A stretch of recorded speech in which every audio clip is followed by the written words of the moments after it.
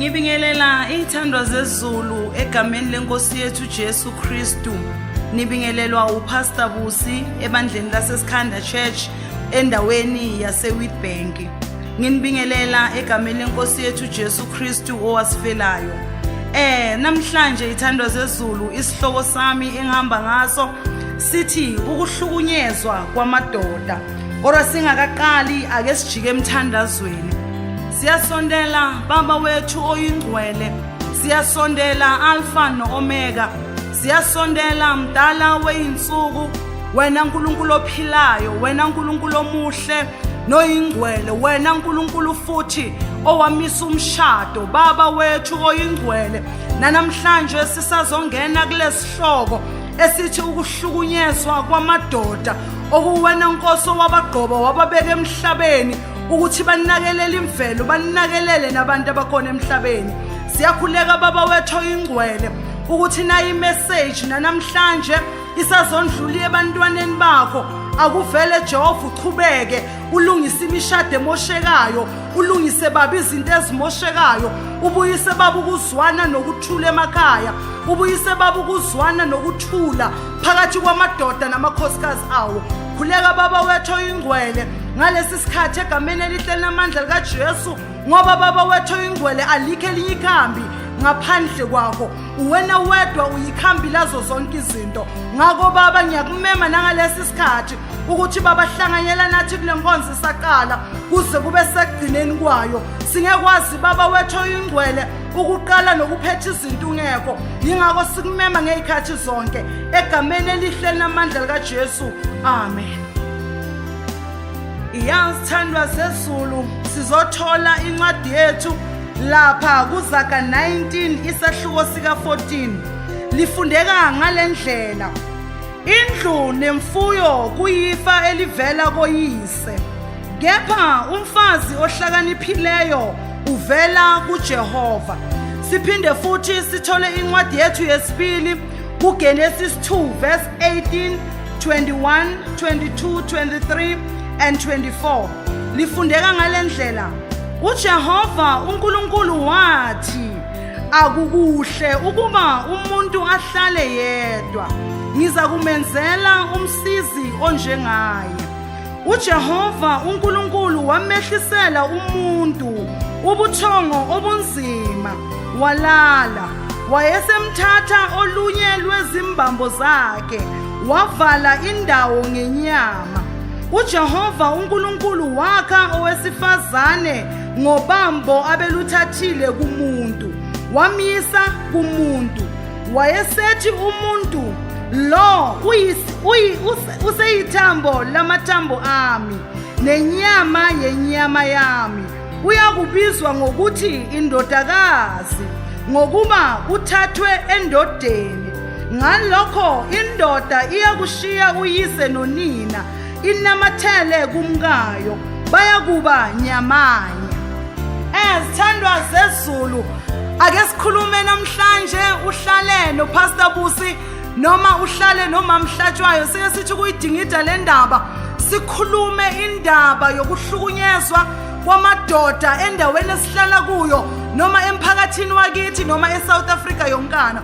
Ngoba siyazi ukuthi bakhona bobaba noma amadoda ayahlukunyezwa ngezindlela ezahlukile. Buya ngikutshele, siphile esikhathini esinye la izinto ziguquka each and every time. Uma izinto ziguquka, akakho umuntu obonayo noma onothisayo, ubona ngezinto sezenzeka. Manje ngifuna ukukutshela na indaba, siphile emhlabeni la abantwana bethu banamalungelo, abomama banamalungelo, kodwa amadoda amele uNkulunkulu noma uNkulunkulu uqobo lwakhe akanali ilungelo. Anganalo uNkulunkulu bazalwane ilungelo. Kuyamangaza ngoba umuntu udanwa uye uNkulunkulu. Manje namhlanje ngifuna sikhulume ngoba siphile esikhathini la uthola ubaba wekhaya uyashaywa, uthola ubaba endlini uphenduka ingane. Kodwa lo muntu lo uma sithi siyakhuluma, sikhuluma ukuthi uyindoda yekhaya, sikhuluma ukuthi ungumnumzane wekhaya. Lithi iBhayibheli uSara wayethi inkosi kubaba uAbrahama. Buya ngikutshele mntana sekhaya, namhlanje ngikhuluma indaba yendoda ephakathi emshadweni. Angikhulumi ngendoda engekho emshadweni. Mawufunda iBhayibheli lithi iBhayibheli uNkulunkulu wayehlisela indoda ubuthongo obukhulu. Sekayehliselile ubuthongo lithi iBhayibheli wathatha ubambo lwendoda wakha umuntu wesifazane. Manje buyasilungisela mntana sekhaya ukuthi uNkulunkulu sekalithethe lo bambo wenza umuntu wesifazane, wenzela uAdam manje umsisi. Njengoba shilo uNkulunkulu ukuthi umuntu unesizungu, le ndoda inesizungu, ithi ngiyakhela umsisi. Uthi uma avuka uAdam uthi leli ithambo lamathambo wami, lona nguye owami. Manje ngifuna ukukutshela ukuthi lo mshado ngikhuluma ngawo, umshado akusiwa abantu nje, umshado akusiwa abantu abangamazi uNkulunkulu, kodwa umshado yinto yamakholwa, umshado yinto kaNkulunkulu. Buya ngikutshele ukuthi izinto zimoshekapi, izinto zimosheka uma indoda isuka ihamba iyofuna umfazi, ifika imfuna etavern, noma indoda isuka iyofuna umfazi imfuna emgwaqweni, noma imfuna esupermarket. Kodwa ngifuna ukukutshela ukuthi umfazi okuyena yena utholakala kuNkulunkulu. Lithi iBhayibheli mawufunda iZaga 19, ingcebo nemfuyo utholakala kubezali, kodwa umfazi ohlakaniphile utholakala kuJehova. Yingani ngithi umfazi utholakala kuNkulunkulu? Ngoba uye lo nkulunkulu owathatha ubambo lwakho wadala umfazi. Manje namhlanje wena uma uzosuka uye etavern uthi uyofuna umfazi, usho ukuthi yilo lo bambo lwakho yini? Ubambo lwakho akekho umuntu olwaziyo ngaphandle kukaJehova. uNkulunkulu kuphela owazi ubambo lwakho. Yingakho umuntu uma kumele angene emshadweni fanele abuze uNkulunkulu ukuthi Nkosi yebo sesifikile isikhathi ngifuna ungena emshadweni, siza Nkosi ngithole kunguyena yena. Uyasikhuluma emntana sekhaya, ngikusho lokhu ngoba kuzwisa ubuhlungu izinto ezenzeka eSouth Africa. Banamalungelo abomama, banamalungelo abantwana bethu, kodwa uNkulunkulu akanawo amalungelo. Lezo zinto zizwisa ubuhlungu ngoba uNkulunkulu udala umuntu wamnikeza iauthority yokuthi aphile abuse phezukwawo konke okhona emhlabeni. Kodwa namhlanje umuntu ufuna ukubusa phezu kukaNkulunkulu. Bengikutshela lithi izwi leNkosi lendoda uNkulunkulu uyinikeza ama-powers, wayinikeza i-authority yokuthi ibuse emhlabeni. Manje ngifuna ukukutshela mntana sekhaya ukuthi lithi iBhayibheli unkosikazi noma umama phakathi emshadweni fanele ayithobele indoda yakhe. Unkosikazi akathobi ngama-condition, kodwa unkosikazi uthobeka indoda idakiwe igibela phezu kwecomforter, igibela ngamabhutsi anedaka. Unkosikazi uthoba indoda idakiwe, athoba unkosikazi azehlise, ayihloniphe indoda yakhe. Abaqhubeka alingisa uSara athi Nkosi wena uyinkosi yami, ngoba le ndoda namhlanje uma mhlatshwayo yingoba wena kufika uhlatshwayo empilweni yakho wathi mina ngifuna ukukwenza unkosikazi, kodwa umhlatshwayo beyangakafiki. Bongeke wena ube uma mhlatshwayo, uma mhlatshwayo kungenxa yale ndoda. Uyangutshela mntana sekhaya, zibhlungu izinto ezenzeka eSouth Africa yethu, zibhlungu izinto ezenzeka emhlabeni esiphila kuwo. Wasinye isikhathi uthi uhleli uzusho ukuthi Nkosi ingani ungasabuyi, ngoba mawuthi uyabheka izinto ezenzeka ngaphandle zikuzwisa ubuhlungu.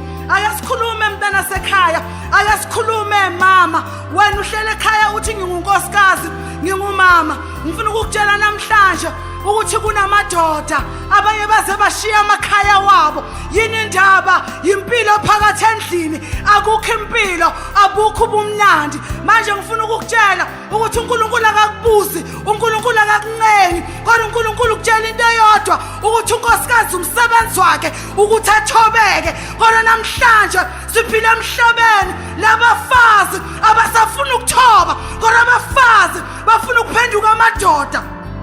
Ya, lana sekhaya siphila emhlabeni, umhlaba onakele, umhlaba ongcolile. Banikiwe abantu amalungelo. Uthola ubaba ekhaya uma thiwa ngena buya emsebenzini athola unkosikazi wakhe abhizi, isuka indoda yabantu athi ngisiza unkosikazi wami. Sasama kabuya uthola i-timetable isemva komnyango, bayamtshela bathi wena ungazofika late, ungazofika late wena, bongazi ukuthi kupheka wena. Yena bekathi uyasiza. Namhlanje kunabo baba baphenduka ama-maid ezindlini zabo. Uthethe unkosikazi lo muntu, sekamthethe unkosikazi, unkosikazi uyamjikela.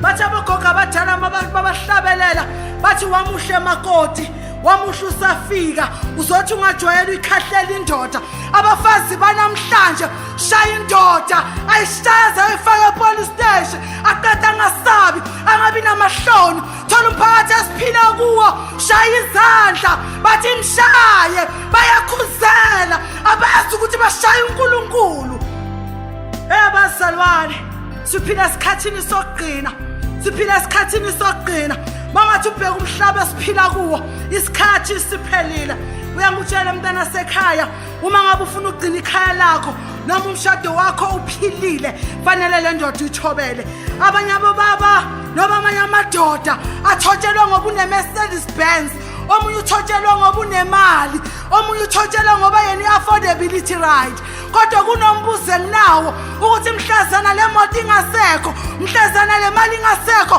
kwenzakalani uzothola indoda phakathi ekhaya layo bayibiza ngekhabishi bathi ungazomtshela ngale khabishi lento ayinamali lento ayiletha imali but ngalesikhathi izinto zihamba kahle umuntu bekathi hani athi dali namhlanje imali ayisekho sebambiza ngekhabishi thatha uNkulunkulu umbiza ngekhabishi thatha uJehova umbiza ngekhabishi siphila kuliphiswe abantwana basekhaya siphila kumuphi umhlaba zibhlungu izinto ezenzeka eSouth Africa lamalungelo esinikezwe wona uyabona izinto mabakunika fanele qala uzi-examine usibheke with your own view ubheke ukuthi lezi zinto zizongisebenzela na namhlanje kunabafazi omunye i-CEO ngenxa yokuthi i-CEO akasafuna ukubamba amabhodo ngenxa yokuthi i-CEO akasafuna ukugeza abantwana bathi ukhuluma nendoda yakhe ngathi ukhuluma nomfana omncane ngathi ukhuluma nomntwana omncane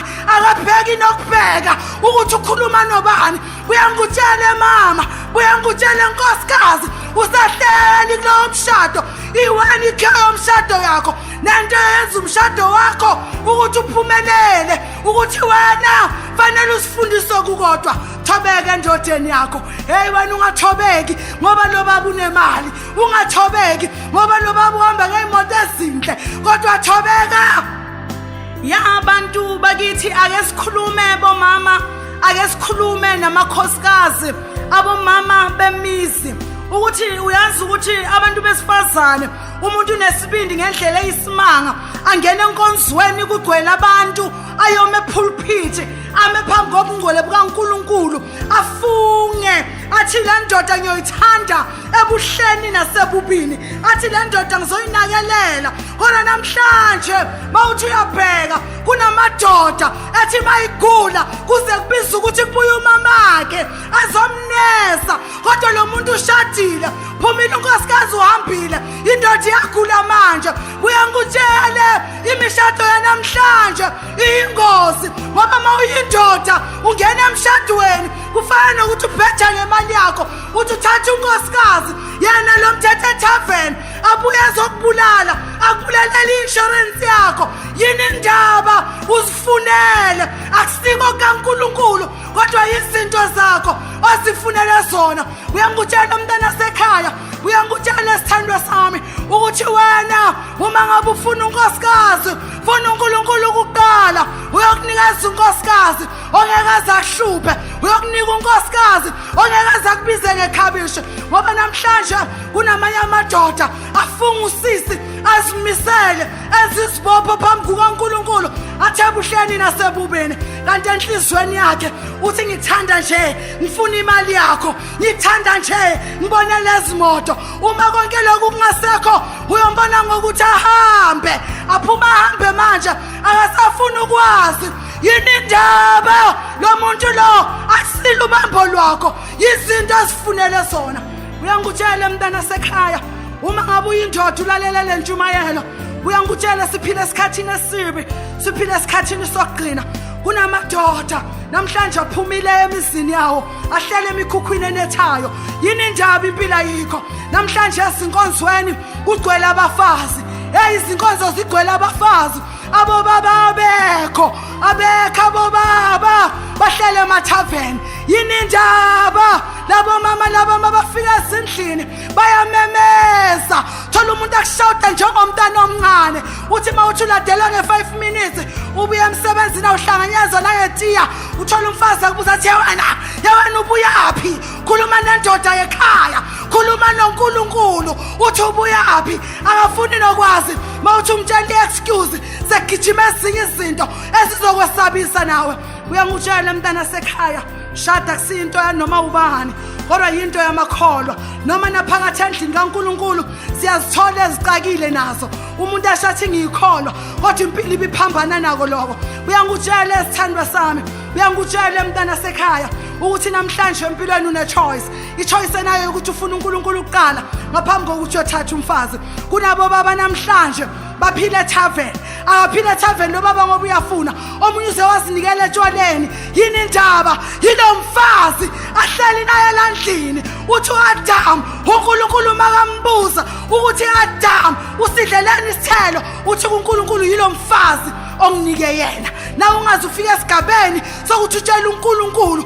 uthi yilo mfazi onginike yena ongenza ukuthi ngone uyangutshela mntana sekhaya uyangutshela mntana sekhaya ukuthi noma ngabe bosowuhleli kule khaya impilo ingekho ubona ukuthi ubumnandi abusekho kodwa khona indlela yokuthi ungazilungisa izinto ukuthi wena uthobeke endodeni yakho yabona indoda ayuthanda umsindo bazalwane indoda ayufuna umsindo indoda ngisho noma ngabe iphuza ayikho indoda efuna ubangela umsindo lithi iBhayibheli ingcono ukuhlala endlini enethayo kunokuhlala nomuntu ozophenduka ikori kodwa endlini aloka kubangela umsindo kunabo mama banomsindo kunabo mama bangathobeki makafika enkonzweni ubiza uhaleluya makafika enkonzweni ubiza umngcwele kodwa makafika endlini abantwana bayabaleka indoda iyabaleka yini indaba unomsindo akanampilo khona impilo enkonzweni yini indaba abantu bafuna ukukhama ngaphandle kodwa izinto zibe zimoshekile emakhaya kunabo baba namhlanje kulesikhathi esiphila kuso ukhipha imali ekhaya thenga ama-table charm kodwa i-table charm phuza ngomfundisi lo baba uphuza ngamabhikiri udlela ezitshani zamasenke kodwa kuthiwa uyindoda ekhaya lakho seka baba umfundisi makufika umfundisi kutatazela amathayi wegolide kutatazela amakomitshi wegolide kodwa makufika lo baba bamkhomba nangenyawo bathi naki ukudla kwakho lapha wena basho kuNkulunkulu njalo bathi naki ukudla kwakho lapha wena hey bantu besifazana hey bomama ihlazo lento esibonayo ihlazo lento yenzeke ezweni lakithi yebo amalungelo ninikiwe kodwa igovernment yethu ayinika ngamalungelo ukuthi nidelela amadoda wenu hey mama hlonipha thobeka endodeni yakho qhubeka uyihloniphe uqhubeka uthobeke lithi iBhayibheli uSara wayethi inkosi kubaba uAbraham nawe namhlanje le ndoda odlala ngayo inkosi yakho le ndoda odlala ngayo uhlala ngoNkulunkulu ukubhekile uNkulunkulu ngalesikhathi udlala ngalo baba ukubhekile uNkulunkulu ngalesikhathi lo baba umbiza ukuthi ikhabishi kunamanye amadoda ezinye izinto sibhlungu lo baba lo ngubaba phakathi nenyanga makuphela inyanga akasiyinto yalutho akabhekwa nokubhekwa akasiyiniksi uzathunyelwa abantwana amathapisi yini indaba ivelu iphelile ilahlekiswe ukuthi umsebenzi uphelile yazithandwa zezulu phelile umsebenzi endodeni namhlanje bamenka ngaphezulu noma omunye uyakhuluma bamtshele kahle bathi uthule wena abambizi nangegama uthule wena ngoba wena usebenzi angithi mina Nkosi ngoyenza iplan manje ukuthi uzondla indoda enjengawe amadoda abangani bakho bayasebenza namhlanje ubiza ngezabizwana namhlanje ubizwa ngamagama engathi akanamehlo yini indaba sebenzi uphelile yabazalwane qondani indaba yomshado umshado akusiyo into yokudlala umshado yimpilo lamakhekhe esiwadlayo akusizo izinto esizibiza ngomshado that one is a celebration i-celebration nomshado kuhlukile ngoba i-celebration ihamba iphele kodwa umshado yizifungo yimpilo eyahlukaniswa uNkulunkulu uma ethatha omunye kulaba babili izinto ezimangazayo kunenye indoda ekhaya layo ihamba ngebhasi emsebenzini kodwa makala uladelwe ababuza udriver webhasi ukuthi kungani uladelwe barasela lo baba uthola umama sekaphenduka unompempe endlini ubaba uzwe egeyidini ukuthi igame seyiqalile kami athathe ibheki ajike ahamba yohlala etavern yini indaba igame iqalile ngcono ngibuye ngo-12 le game seyiphelile ngiyazi ukuthi nama-penalty sewashayiwe makufika mina sekuthulile endlini hey bomama nangamadoda ashiya imizi yabo yini indaba abantu baphenduka amabhoxa indoda isidecide ukuthi ngcono ngibuyele ekhaya ngimshiye endlini yini indaba omunye akaphekelwa nokuphekelwa makafika endlini bathina unezandla ungapheka ayisho nami ngisebenza njengawe uyazi ngiyi-CEO nginama-commitments uyangutshela mntana sekhaya mawungena emshadweni awungeni no-CEO bakho mawungena emshadweni awungeni nama-degree wakho umshado impilo umshado akusi-certificate angeke sipheke kahlatshwayo i-certificate angeke senze ukudla uNkulunkulu njengonkosikazi ukunika i-responsibility yokuqala responsibility number 1 ukuthi wena uthobeke endodeni yakho akukhathalekile ukuthi ufunde kangakanani akukhathalekile ukuthi unani but that's your responsibility ukuthi uthobeke kulo baba akunamsebenzi ukuthi umsebenzi uphelile noma umsebenzi ungaphela kodwa wena uJehova ulindele ukuthi uvele kuye uthobekile ungunkosikazi namhlanje abantu abasakwazi lokupheka mawuthi uqala ukudla athi nawe bekufanele ngabe uphekile musi angithi sonke siyavukela uthi uyafika ungubaba endlini uthi uqala ukudla bathi usaqala ukudla awulandanga unhlakanipho crash wena angisho bekuyigame yakho yokuthi ulanda unhlakanipho yebo mama ake sikhuzaneni uyangutshela mntana sekhaya lo muzi uyawubhidliza time and again uyawuchitha lo muzi time and again lo muzi uba nama-cracks eqineni uzothi labo mahosha bangithathela indoda akunamahosha okuthathela indoda kodwa wena uyayikhaba le ndoda uyiqoshele emathaveni ucabanga ukuthi lapha emathaveni bahlala nabo bani ukavoida leso zinto thobeka endodeni yakho noma uyi-CEO phekela indoda yakho uyondle ngendlela efanele uthe uNkulunkulu indoda yondla ikhaya layo wena kwakho ukuthi ufike ekhaya upheke geza abantwana thatha i-responsibility South Africa enhle liyaphiliswa lethu uyangutshela nkosikazi usahleli kuloyo mshado ukuthi le ndlela ophilisa ngayo indoda yakho abantwana bakho bakubhekile mabakubheka bathi umama i-role model sasa nabo bayowakhaba amadoda wabo bayowashaya uthola indoda yomuzi uthola ubaba okhulile athiwa unkosikazi wakhe azambize nangama-private parts amthuka phakathi kwabantu hey yini indaba inhlonipho ilahlekile abonkosikazi noma abomama balahlekelwe inhlonipho kumadoda abo indoda yakho ayihloniphi ngoba inemali ngoba khona amadoda athandwa ngoba unemali namhlanje amadoda ayahlupheka kunabosisi mawuthi uqala ungena naye emshadweni athi ngicela i-CV yakho unemoto enjani i-bank account yakho ayibuyangutshele wenzani ngale zinto emshadweni ngoba sisebenzi uNkulunkulu angakunikeza upartner uthola ukuthi upartner wakhe akasebenzi kodwa nsisi uNkulunkulu nikhule nonke kodwa namhlanje kunzima ngoba namhlanje bafuna mangabe ibank yakho ine-1,000,000 bangana-1,000,000 ntana sekhaya udlalile angeke bavuma ukushada nawe labo sisi yilento ezoyenzeka noma sowuphakathi kwalo mshado ayithi umshade ngoba une-1,000,000 ushade ngoba lo baba lo unamakari sasa mawugula uzokwenza ngaphezulu athi Nkosi angenza iplan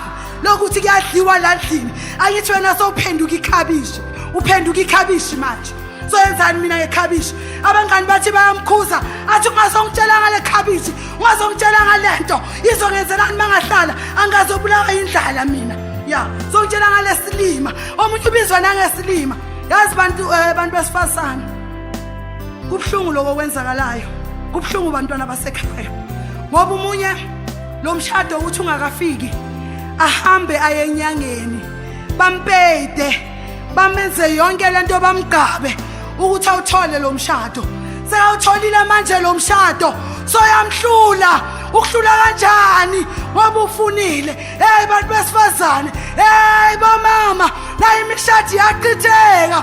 Yini indaba? Yingoba kuhluleka thina. uNkulunkulu usinikile ama-powers wokuthi singayakha imizi yethu. uNkulunkulu usinikile ama-powers wokuthi thina singayiguqula iSouth Africa. Kodwa namhlanje ngoba kuduka umama, namhlanje ngoba umama uphuma esiporweni, izwe lakithi liyasafara, izwe lakithi liyahlupheka. Bayapeyida abantu la ngaphandle, bayadunusa bagqajwe, abasabi nokuza ubuhlungu obungaka, bakhalela yona le mishado. Uma sebayitholile abasaphumelela ukuhlala. Uthola umuntu ashaya indoda yakhe ngempama, ya athi ngifuna lo baba bheke mina ngedwa, akubheke lo baba azayeka umsebenzi. Namhlanje sekawuyekile, ugijima nerogo lakho, ukakarele everywhere la uyakhona, ukakarele. Sekuqala wena uthi lento izoba isiqefe. Uba isiqefe kanjani lo baba? Ingani nguwe osukile wayenyangeni wathi ngifuna ukumbamba bheke mina ngingedwa. Ukubhekile uyake nomsebenzi lakhaya akusana mali engenayo. Angithi lezinto ozilandile ukuthi abheke wena wedwa, uhleli kubheka mina ngedwa, uhleli nawe manje akusana mali engenayo. Soqala uthi lento izoba isiqefe. Ayahlupheka amadoda kaNkulunkulu. Ubanikile uNkulunkulu ama-power wokuthi bona balibhekele lizwe. Kodwa namhlanje kudlalwa ngabo, baphenduka amatenesi, bayakhahlelwa, bayashaywa, abaphekelwa. Umuntu ukhwensile ngezimendlela zakhe, ukhwensile ngama-degree wakhe. Uyakutshela konke lokho kwenzayo ukubhekile uJehova, uhlala ngoNkulunkulu ambeke emhlabeni. Ukubhekile uJehova, uhlala ngale ndoda. Sasiyothi uyafika emsebenzini bakuqoshe, uthi ngenzeni, kungabi nesizathu, kodwa bakuqoshe, bakukhiphe emsebenzini. Uyakuphanisha uNkulunkulu, phanishela ukuthi uhlala ngomuntu ambekile ukuthi akunakelele. Ya bobaba, siphile esikhathini esinzima, ezinsukwini zokugcina. Umele ukuthi abantu baqaphele izinto ezenzakalayo. Yazi ezinye izinto zibhlungu nakungumuntu wesifazane. Hey kodwa bomama ke sikhuzaneni. Kubi lokho kwenzeka ezweni lakithi. Uthola komunye umuzi uthi uyangena, uthi uyovakasha. Thola umama ahleli izinyawo zihlele etafuleni. Hey abantu besifazane, ahleli umuntu ubhizinesi inzipho zakhe. Umuva athendodeni yakhe, "Ejo, awumbonanga yini uma mhlatshwayo ukuthi ufikile? Yenza uthela itiya man." Agijima uJoe. Angithi baqedile ngaye. Agijima uJoe, agijime namatiya. Makanika uma mhlatshwayo itiya, bathi, "Jo, khanipha kafaka ngikhimbi." Wenzile uphekile, ubekile amabhodi estofini. Bamcontrola nge-remote control. Thola indoda seyihlala emva kwamakhabethe. Thola indoda seyihlala emva komnyango. Bagena uma mhlatshwayo yaphuma uyabaleka. Yini indaba? Bamphethe nge-remote control. Umama njalo uhleli uya-operate, uhleli izinyawo zihlele etafuleni. Hey bomama, ake nibe namahloni man, ake nibe namahloni. Labantu enidlala ngabo, nidlala ngabaqotshwa bakaJehova, nidlala ngoNkulunkulu. Ingaki intukuthelo yakhe izoyehla emhlabeni isilimaze. Yini indaba? Abantu abafuni ukwenza izinto ezifanele. Usuke umdelela umyeni wakho, mazoyenza ngaleyo ndlela. Nawe ungunkosikazi uthi uhleli kulelo khaya, ugcine sosaba nokuliphuza letiya. Ngoba mawuthi uyabheka umama lapha ekhaya uhleli phansi, uthi Joe, kancane Joe, amabhodo Joe, uJoe abantu akaphumule. Bomama, bobaba qaphelani ukuthi le mishado engena kuyinjani. Ngoba mangasirip yakho, mangasilo lobambo, uNkulunkulu alikhiphile. Uma kungasilo luzokunika inkinga. Uyazi kunezinto eziningi ezenzakalayo, lezinto ezibhlungu. Ngikhuluma nje kumanje kunabo baba ekhaya lakhe noma izinto zimosheka, akakwazi ukukhuluma. Maqala athi uyakhuluma, umfazi uthatha ifoni, abiza abafowabo, agijima bakhipha amabhubezi azogcwala ijarida babhodla emsini wenye indoda. Hey, uthola ubaba azikhiyele ekamereni akanaseyi lo muntu kodwa umuzi wakhe uthi ngiyindoda kodwa kusuka abosibari bazokhuluma indaba zakhe. Maqala athi uyakhuluma bathi wena yikho into ozoyikhuluma. Bamtshela abosibari bamtshela ukakhe sibahlulile zasemizini yabo basobhodlela le ndoda. Hey bomama lithi izwi lenkosi uma singena emshadweni mahlatshwayo yohlukana nomndeni wakibo lithi yoshiya uyise nonina hanamathele endodeni lithi indoda yoshiya uyise nonina hanamathele kunkosikazi wakhe. Manje lo mshado masekutholakala abosibari bagqwele ijarida masekutholakala abosibari bakhuluma izindaba zakahlatshwayo kusho ukuthi kwabona abakafundiseki kwabona bayihlaza awukho indoda eyakhuluma izindaba zelinye ikhaya. Ngiyakhuza nawe sibari ukuthi emshadweni kadadewenu ungangeni akusiwo wakho lo mshado ungokaJehova. Yeke uJehova asisolvele izinkinga zale khaya. Hey bomama ke nibe namahloni kuyihlazo thola indoda isaba noke police station saba ukuthi makafika police station bomphendula inhlekisa makafika athi bangishayile bathi ungashaywa umfazi majika yomshaya baphuma lamavan aphuma ngathalanda isigebengu esenza irobbery mara batheni ungashaya umfazi. Abafazi banamuhla bayadelela akayiboni indoda babeqinisile labogogo mabathi wamuhle emakoti usafika ngoba ungajwayela uyayikhahlela indoda. Abafazi banamhlanje bayawakhahlela amadoda bayawashaya. Thola indoda ikhala izinyembezi uzumangala ukuthi kanendoda iyakhala. Hey uyashaywa lo muntu maqala thuqela ukudla bathi ukhiphe emalini angithi namuhla kasesebenzi neplate lakhona sekufanele manje lithenge ngathi uthenga ukudla e-restaurant. Maqala thi ngicela itiya bathi amaqhaba wekho angisha usasebenzi. Mawuthi ungena etaxini uthola abashayeli bamateksi babhale amaphepha mababhala lamabhena bathi kungcono ukuhlala nebhodlela lebhiya kunokuhlala nomfazi ngoba uzokubankrupt. Banamhlanje baya bankrupt kushaya ibhenki besikuni leso sikhathi uyakhe ekhaya kibo. Mawuqala wena manje ungasana mali athi angazohlala mina lekhabishi into enganamsebenzi. Ngizoyenzani indoda engasebenzi? Ngizoyenzani ukwenza ngaphezulu yofuna amanye amadoda? Buya ngikutshele mntana sekhaya hamba kuNkulunkulu yofuna umfazi okunguyena yena akatholakala ebantwini akatholakala ethaveni tholakala kuJehova. Shado owamakholwa noma kwakona la kulamakholwa siyahlangana nabo bomani monga siyahlangana nabo laba babangumsindo. Bazalwane ezinye izinto zizwisa ubuhlungu kwamanye amakhaya ubaba uyazi ukuthi mina ngingubaba ngoba ngilethe imali kodwa lela ngingezanga le mali ngiyinja nje bakubizana ngayo yinja lento le nabantwana sebayazi ukuthi uyinja. Ngelinye ilanga mawuthi ukhuza abantwana bakho ufunhlakanipho noma usiyabonga aphendula athi yona baba uqinele mina uhlula uma ngizakubizela makushaye wena. Yindoda leyo uNkulunkulu leyo mntana sekhaya mangabuya kwenza lokho buya ngikutshele ukuthi ulift up icase uzokudestroy uNkulunkulu uzokulimaza ngoba udlala ngomuntu ekungamelanga udlale ngaye.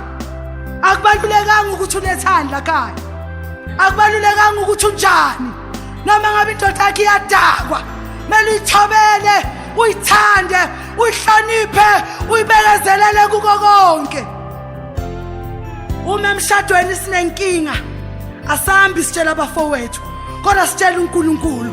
Angithi lo mshado uvela kuye lo bambo liphume kuJehova uJehova khiphe lo bambo kule ndoda.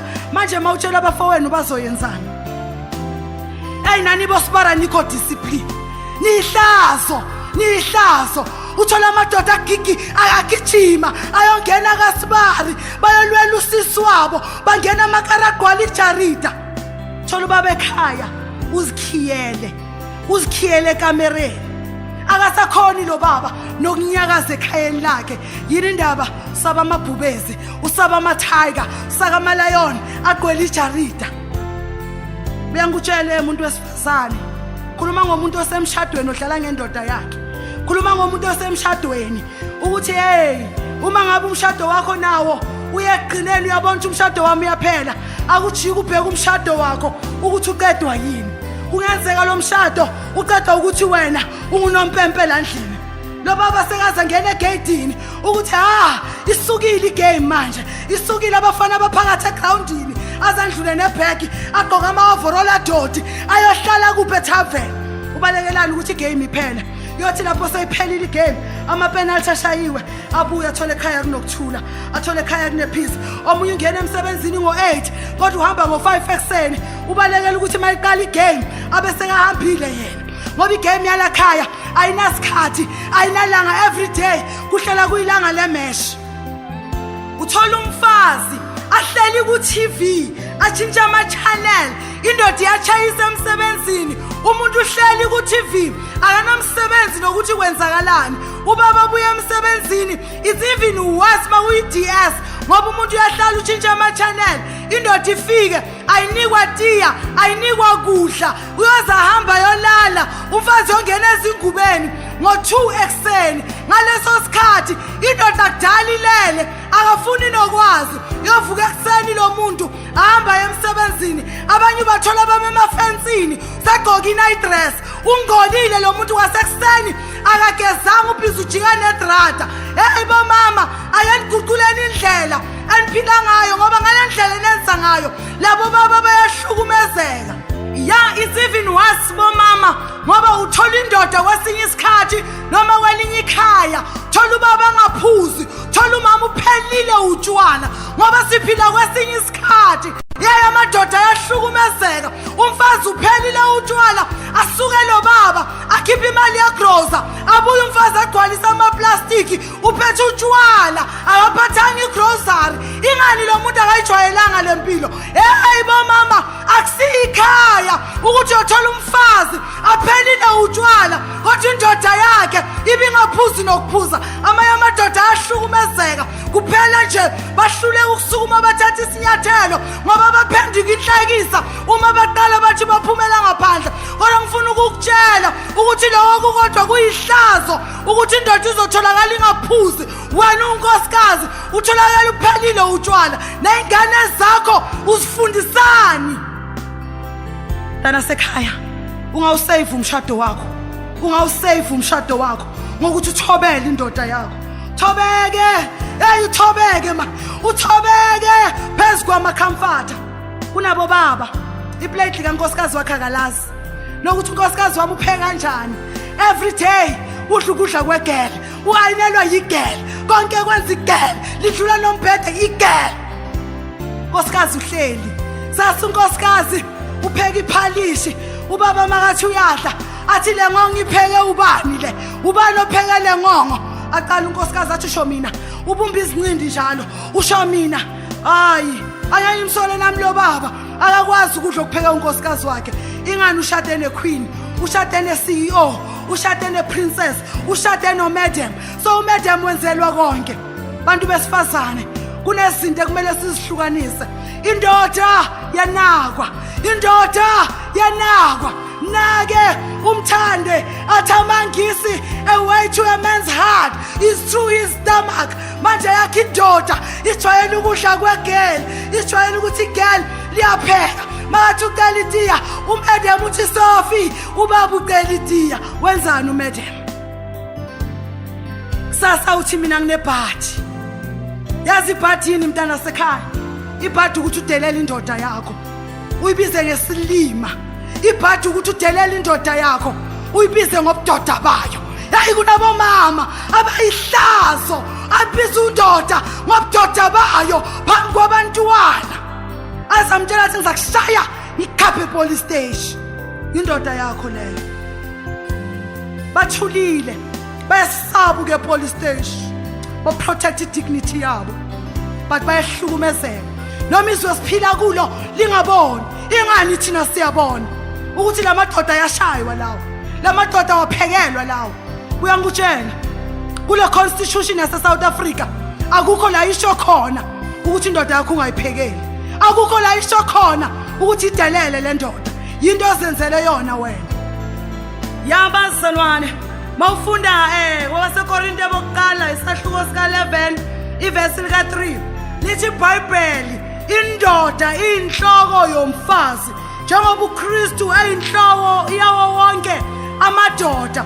Manje ngifuna ukukutshela ukuthi indoda noma ngabe South Africa kungenzakalani noma kungaze kuthiweni kodwa iyohlala inhloko, iyohlala ileader. Lo ngeke sikushintshe, ngeke siguqule, soguqula emhlabeni kodwa ezulwini kulotshiwe ukuthi indoda inhloko bekiwe uNkulunkulu. Uyangutshele mntana sekhaya ukuthi iBhayibheli lithi owesifazane udalelwe indoda, akusiyindoda edalelwe owesifazane. Manje uyangutshele uthanda ungathandi, unalo ilungelo unganalo, uyohlala ungunkosikazi. Lithi iBhayibheli uNkulunkulu kuzuKristu kuzumoya engcwele kudlule kuzindoda kugcina ngomuntu wesifazane.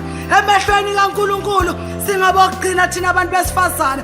Ngake indoda noma ingamuka ilungelo emhlabeni kodwa kuJehova yohlala inalo ilungelo elokuthi yona indoda umuntu oqala wokuba khona emhlabeni. Khumbula lithi izwi lenkosi umfazi wathatha ubambo lendoda ukuze kwakhe umfazi. Ukhona umfazi kungenxa yendoda. Kukuwe mntana sekhaya ukuthi ungaguqula konke lokho. Kukuwe futhi ukuthi ungakushintsha konke lokho. Kungenzeka umuzi wakho umosheka ngalandlela yingoba wena ulahlekelwe inkonzo yokuthoba, yingoba wena ulahlekelwe ukuthi indoda yakho awufuna ukuyihlonipha. Hey, bakhona abomama bayadelela, bakhona abomama bangawabona amadoda. Uthola umama neziphanga athi mathi ukhuluma nendoda, uthola indoda ivevezela, uthola indoda yesaba. Yini indaba? Ujwayele, ujwayele. Uyangutshela mntana sekhaya uzothola wenza izinto ezingaphumeleli, uyakhuleka akuphumeleli. Kunalomhlabelelo ohlala uhlatshelelwa ukuthi imikhuleko yomfazi ongahlonipha indoda yakhe iyathiwa. Neyakhe imikhuleko noma ungaba umzalwane, noma ungafaka isambatho, noma ungenzani, noma ungenza konke ofuna ukukwenza kodwa imikhuleko yakho iyathiwa. Yini indaba? Hlupha le ndoda ohleli nayo. Ukuzamile lo baba wakwenza unkosikazi, ukuzamile lo baba washintsha isibongo sakho. Namhlanje mawumbheka uthi le khabishi, namhlanje mawumbheka uthi le nto le, namhlanje mawumbheka uthi le njale. Namhlanje ubizwa ngamagama kodwa ku honeymoon stage bekabizwa ngoHani, abizwa ngoDali, abizwa wonke lamagama. Uyangutshela mntana sekhaya mthobele, ungabheka ukuthi unjani, ungamthobeli namhlanje ngoba unemali, ngoba kusasa le mali izophela. Eyimali, imaterial, eyimoto, izinto zasemhlabeni. Nakusasa le moto ingavuka itholakale ku-accident i-beyond repair, uzoyenza njani? Uyamshiya lo baba ngoba imoto iphelile.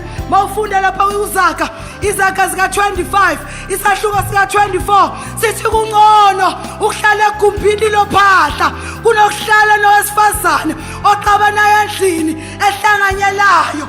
Indaba iBhayibheli isho ngaleyo ndlela. Akhathela amadoda abonompempe, abantu benkosi bagcina igame egroundini baphinde bayithole emakhaya. Makafika kanika ukudla bazommemeza, bazomshawuta, bambize ngamagama. Indoda yakho leyo ngalesikhathi ushada wawuzikhwense nabantu uthi yazi mina ngiyashada. Namhlanje ngoba imshado ufike manje emkhuphukelweni asakhona ukubekezela uthi ngihleli nekhabishi, hleli nekhabishi ingemihla. Yenze njani lenja ngoba mina ngisana umsebenzi nayo, isikhathi sayo siphelile. Ya ngizayenzani indoda enganamali? Yebo mama, lungisa umshado wakho. Iplan likaJehova ngomshado ukuthi abantu bahlale emshadweni baze bahlukaniswe ukufa. Manje le mishado ehlukaniswa ama-50,000, le mishado ehlukaniswa amakari.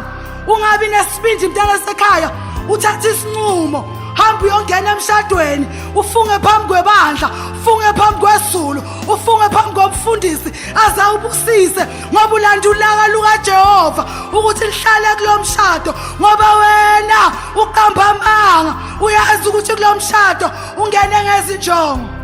Qaphelani bobaba, bobaba qaphelani. Ayingaka amadoda esizwile ngawe South Africa uthi ufunda iphepha uve bathi indoda ibulewe, bawuthi uyabheka ukuthi ibuleweleni bayibulalela i-insurance 1.2 million. Bantwana basekhaya qaphela ndoda yakithi, uma ngabe ufuna ungena emshadweni ukhumbule ukuthi mawuya kulo muntu ungalazi ubambo lwakho lwaziwa uJehova, kungenzeka ubheja ngempilo yakho. Kungenzeka ubheji lotho ongeke uyibambe mntana sekhaya ezobanjwa upartner. Thola umfazi ahlali phansi kwetshala khala ngenhliziyo uthi ha ngase ngaskora, ngisikorile mina akahambe mina ngikwazi ukuyohlema. Abanye amadoda athanga kancwatshwa nokungcwatshwa sekasemsebenzini uhlema imali. Thando lolo shatile lo muntu kodwa akhona nokubekezela ukuthi lize lehle ibhokisi. Bangafuna ukubheja ngempilo yakho, funa uNkulunkulu kuqala ukuze ngalelanga unquma ukungena emshadweni akunike izinto kuyizona ngoba amazwe asifunele ethaveni uzokususa emhlabeni. Thina sizokukhapha masibuya bathi njalo abantu baselokishini bathi sidla ama-Sunday course, sizodla i-Sunday course ngawe, abantu bahlema amamiliyoni ngawe, kuphele ngawe. Mshado namhlanje mntana sekhaya kufanele ukuthi ufake impilo yakho, ugembula ngayo. Mawufuna ugembula ngempilo yakho buza uNkulunkulu, buza umnikazi wezinto ngoba uma lo bambo luthethwe uNkulunkulu kuphela olwazi ukuthi luzula kuphi. Kungenzeka wena uthatha lo nkosikazi ethaveni ekhona emalahleni kanti ubambo lwakho luseZimbabwe, uzoze ubheje ngempilo yakho akususa umuntu emhlabeni. Ahlala 2 million nabezali bakho bangeke bathole nesent. Amadoda bomama okunye kubahlukumezayo ukuthi umfazi athi afike emshadweni athi angibafundi bakini. Ebazalwane asimceleni uNkulunkulu asisize. Kunabomamazala abangazwani nabomakoti. Lokho indoda yamhlukumeza, yahlukumezeka indoda emoyeni, akasazi ukuthi enzeni. Ngichuza umama, ngichuza unkosikazi, ngiye kuphi? Kukuwe mntana sekhaya ukuthi ungawulungisa lo mshado, kukuwe futhi ukuthi lo mshado ungawuyeka umosheke. Kodwa kunokuthi uhlale uyeka umosheke, yenza izaba ulungise. Yenza izaba mntana sekhaya, lungisa izinto nalo baba angazaphume ayohlala kuleya mkhukho na onethelayo, angayohlala kuleya mkhukhu loyo obuhlungu. Kodwa ngifuna ukukutshela ukuthi ziningi izinto thina abantu besifazane esizenzayo ezingawahlukumeza amadoda. Uthola omunye unkosikazi uyi-CEO noma usebenza kahle, indoda isebenza ekontragini every month. Lo baba makaletha imali endlini uyiletha nge-envelope, yena uhola ebank. Bantu abasha, bomama, ake nifundeni, nifundise namadodakazi wenu indlela ekahle yokuphila ngoba lokho akusiko. Uthola umama every month indoda mayiletha imali ayithatha ayifake ekhabetheni. Every month lo baba uletha i-pay slip ingene ekhabetheni. Ngelinye ilanga lo baba unabangani bakhe uthi my wife, my gorgeous wife, ngicela ungiphe imali ye-cold drink. Athi kuye ngene ekhabetheni ubheka ukuthi kunani. Ithi yangena ekhabetheni indoda ithola ama-pay slip ango-99, ama-envelope apakiwe. Loyo mshado loyo awunayo ne-crack kodwa uphela immediately, uyaphela loyo mshado ngoba kusho ukuthi lo baba yonke le minyaka uphendula isilima landlini, kudlalwa ngaye, udla ukudla okuthengwe umfazi, yonke into yenziwa yilo nkosikazi. Kodwa indoda yakho umele ukuyithanda noma ngabe ihola 20 rand noma ngabe ihola 40 rand. Angithi wena uthe ufuna ukuba unkosikazi, Nkosikazi uthobela noma ngabe isiphi isimo. Nkosikazi uthobeka noma ngabe kunjani. Awuthobeki ngoba indoda inama 5 million. Uyangutshela mntana sekhaya izinto zematerial zonke ziyaphela. Khumbula ukuthi namhlabeni konke sinako sibolekiwe. Nale mali oyigijimisayo akusiye yale ndoda. Yingaki izohamba iphele. Ngako ngena emshadweni ngenjongo kuyona yona ukuthi ngiyowakha lo muzi. Ukuthi lo muzi ngizohlala kuwo. Ukuwe ukuthi wenza njani? Ngangutshela ezinye izinto zibuhlungu. Thobele lo baba, mthobele mntana sekhaya. Noma ngabe wena uzazi ukuthi you are a very famous boxer, noma wena wazi ukuthi incindi uyayishaya, kodwa ngibuya ngikutshela labantu abakhuzelayo namhlanje sasuma uNkulunkulu sekaletha isiqalekiso bayobe bangekho. Bakhuzela namhlanje ngoba abanye bakubhekile bafuna uphume kulomshado, bafuna ukungena. Yingakho bayakhuzela, yingakho bayizibukeli, bayakhuzela bathi mshaye, bayakhuzela bathi lahla lesilima, lahla lento uzoyenzani ngento engasebenzi. Maqeda ukuthi lahla lento uyangena uyawakha lo muzi. Beka isibukeli izolo namhlanje ungunkosikazi. Maningi amakhaya esiwabonile bamkhuzela umama bathi dlala ngayo. Omunye baze bamkhapha enyangeni bathi hamba uyofutha lenyanga iqinisela umuzi wakho.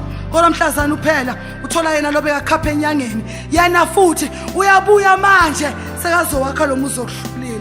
Uyangutshela mntana sekhaya ungawakha lo muzi, ungawakha lo muzi. Akusilo kuJehova akufunayo ukuthi sihlale ngamadoda. Labantu basisizile basinikeza the second surname. Bengingunkosi namhlanje nginguhlatshwayo umusa kaNkulunkulu. Hey bomama, hey isithandwa zezulu, ake nikhuzeke bantu bakithi, ake nikhuzeke South Africa enhle, ngoba mawuzisola usuku wedwa ukhona ungabe nangapha. Omunye azafisa ukuthi ngathi angabuyela endodeni yakhe, thatha umngani ngaleso sikhathi. Umshado owabantu ababili. Emshadweni akufuneka umngani, akufuneka ifamily. Labo sibari abahamba bayobhodla emizini yabo sibari. Hey mntana sekhaya, awungathi mawuhlula ibhodo lakho bese ucabanga ukuthi uzolipheka la kahlatshwayo. Hlala kakho ubhekane nezinto zakho. Yeke uhlatshwayo abheke umndeni wakhe. Mama uthama ungena emshadweni wathi ngizoshada nale ndoda, wathi ngizoyithanda, wathi ngizoyibekezelela. Mbekezelele sekangene ku-accident waphuka izinyawo, kwangabikho kusasebenza emzimbeni wakhe. Umbekezelele adakwa, umbekezelele angafuni ukhipha imali endlini, kodwa uqhubeke ubekezele, uqhubeke ube unkosikazi. Ngoba izwi lenkosi alisinika ama-condition, kodwa izwi lenkosi lisishela kahle ukuthi hey bantu bakithi thobelana amadoda wenu.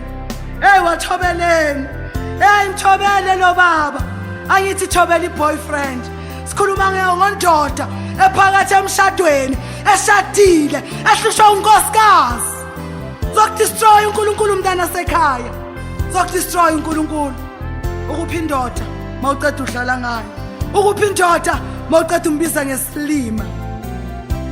Abomama bayathukana, hey abomama bayathukana, banezinhlambe ezinye ezibalekisa umzimba. Uyangutshela shilo ngathi ezinkonzweni kugcwele abomama, ema-tavern kugcwele abobaba. Hey mntana sekhaya, mangabe nawe yakhe indoda ihlele e-tavern kodwa wena uqotshiwe, wena ukhuluma izilimi enkonzweni, wena uyathandaza, buya ngutshele buyele emuva yolungisa izinkinga zomuzi wakho. Akhonakala ukuthi ngingaba yikholwa ngambe ngingedwa, lo baba uhlalele nangaguquki.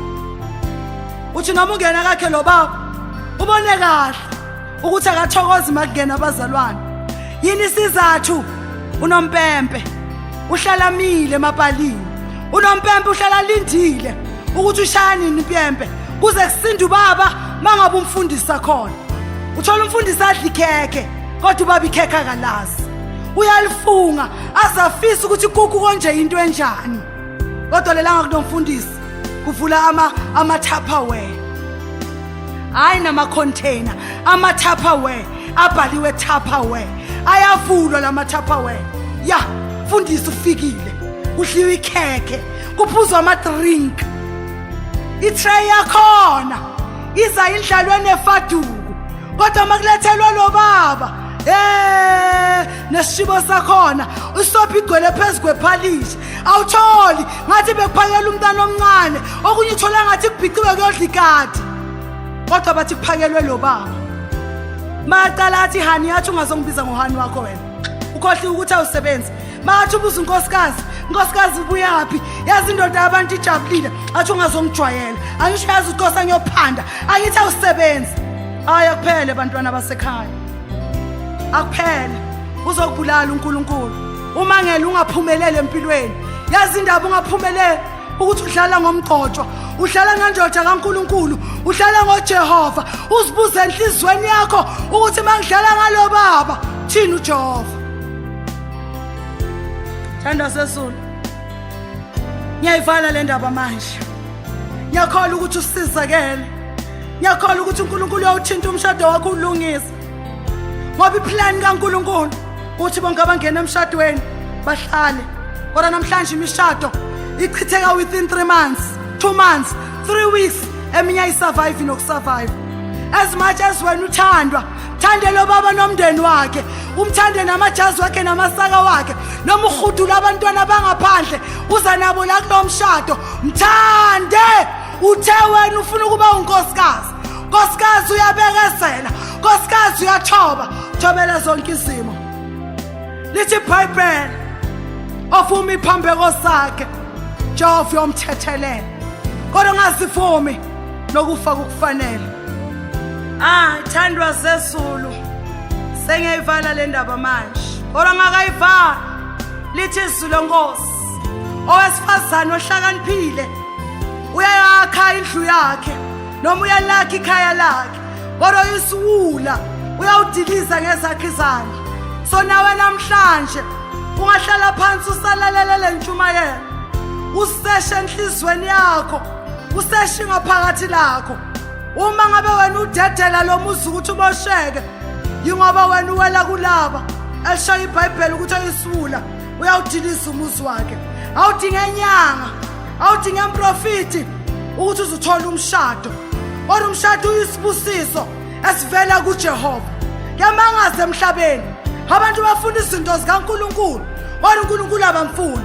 Ingakho ngisho namagama okuqina ukuthi mntana esekhaya lithi izwi lenkosi, owesifazane ohlakaniphile uyawakha umuzi wakhe, kodwa uyisiwula uyawudiliza ngezakhe izandla. Nawe namhlanje akubheke ukuthi owakha umuzi wenzeni, ungaphinda futhi ukulungise lokho. Okungenzeka ebantwini kuJehova kuyenzeka. Kungenzeka abangani bese bakugqugquzela, kungenzeka umshado wakho sewusecourt, uyakufinal, uyakudivorce, but konke lokhu ungakushintsha. Kukuwe, kubiza wena, ungakushintsha konke lokhu. Kuyele muvi yotshela umnikazi ukuthi hey Nkosi, bengakazimisela ukuthi ufike la, kodwa ngisize baba, ngoba ayikho indoda eyobekezelela ipempe, ayikho indoda eyobekezelela ukudelelwa. Wonke amadoda ayathokoza uma adla ukudla komkwakhe, ayathokoza uma ngabathobela umkakhe, uyathokoza mangabe umfazi athobeka, ahlonipha. Khulume naye njengobaba. Lithi iBhayibheli wayethi inkosi kubaba uAbraham uSara, nawe lo baba oshade naye inkosi yakho. Noma ngabe uyathanda, noma ngabe awuthandi, noma ngabe unelungelo, kodwa yena uyohlala inkosi. Khumbula lelungelo nalo lalamhlabeni line expiring date, kodwa lelungelo lendoda enalo alinayo expiring date elasezulwini. Ngiyayivala lento mntana sekhaya, ake siye emthandazweni, ake simcela uJehova alungise imishado khona eSouth Africa. Phelile imishado, phelele emacourt, bashada abantu ngoMarch, ngoApril bayadivorce. Baba, nangu uSathane wehlile uSathane ukuchitha imishado. Ake siye emthandazweni. Siyasondela baba wethu oyingcwele, siyasondela Alpha noOmega. Nayi baba wethu oyingcwele, imishado ekhona eSouth Africa yonkana, ekhona ezweni lakithi. Baba wethu oyingcwele, Baba wethu omuhle, baba wethu siyasondela baba kuwe egameni elihle namandla kaJesu. Siyakumema ukuthi intervene nayo imishado yabantwana bakho. Yebo baba wethu oyingcwele eyangiphela endleleni ongasile iplan lakho. Siyakhuleka baba, siyakhuleka somandla ukuthi baba siza leyo mishado. Lungisa baba imishado emoshekile, lungisa baba imishado emoshekayo, imishado esemakhoti elindidivorce. Yilungise baba wethu oyingcwele, yilungise somandla ongenzeka ebantwini kuwe kuyenzeka. Siwathembile baba wethu oyingcwele, siwathembile Alpha no Omega, siwathembile dwala lamadwala, singaye komunye umuntu. Oh baba wethu oyingcwele, bonke abantu abakhona emhlabeni izimpilo zabo babolekiwe, kodwa wena wedwa ungumqalisi nomphelelisi wezinto. Akusinhloso yakho ukuthi imishado iphele ngalendlela. Yingakona namhlanje sibubula kuwe ukuthi inkosi intervene. Sikhathele ilonto uSathane ayenzayo adilisa imishado ngapha nangapha. Sithulile imishado yaphela, sithulile amadoda akho ayadelelwe emhlabeni. Lungisa baba izinto, khuluma namakhosikazi baba wethu oyingcwele, ngoba inkosikazi ekwesabayo wena itholakala kuwe wedwa. Uma inkosikazi ingakwesabi wena yohamba idelela indoda yayo. Mako baba sidinga abomama abazoma esikhaleni basabe wena kuqala, bazokwazi ukubuyisa amakhaya abo, bazokwazi ukufundisa ingane zabo. Siyakhuleka baba wethu oyingcwele, sikwethembile Jehova ukuthi uyolungisa konke, ukuthi baba uyongenelela egameni nasegazini kaJesu. Amen.